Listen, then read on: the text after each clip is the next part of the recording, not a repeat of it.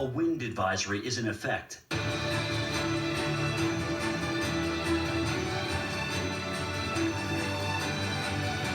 Currently in our area, 66 degrees under mostly cloudy skies.